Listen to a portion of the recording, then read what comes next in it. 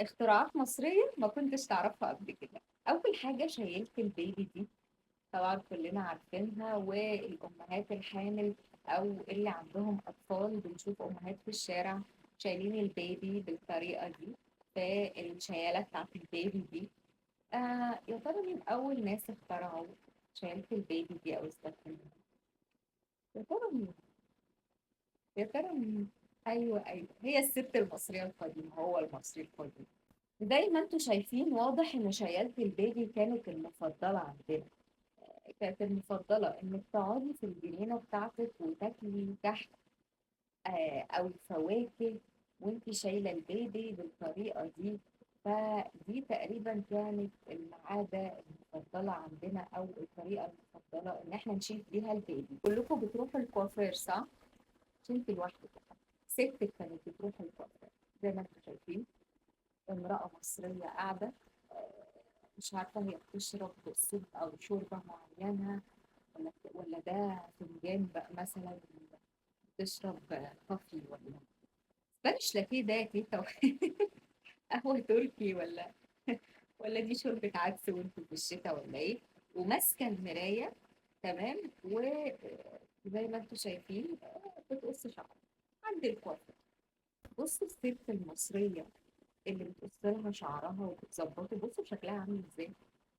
شايفين الست اللي في الكوافير أنيقة ازاي؟ فاهمين حاجة؟ يعني فكرة إنك تكوني في بيوتي صالون ولا حاجة، دي مش فكرة جديدة.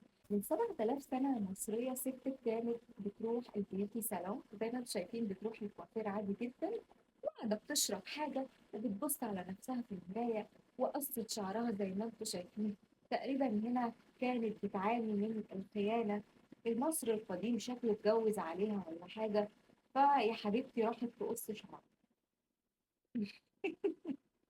بعد ما عملت شعرها راحت عملت باديكير في ضوافر رجليها زي ما انتم شايفين. الباديكير ده من 7000 سنة. شايفة الباديكير ازاي كان فيه البركة؟ كان بيقعد 7000 سنة.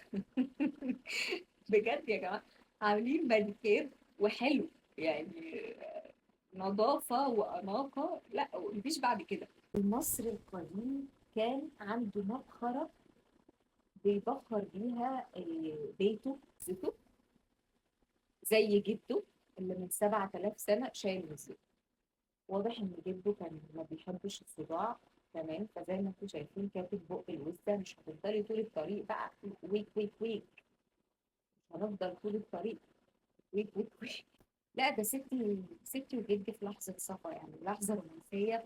بعد ما حست إن جدي متغير عليها شوية، راحت قالت له اوعدني إنك مش هتحبني، قولي إنك لسه بتحبني.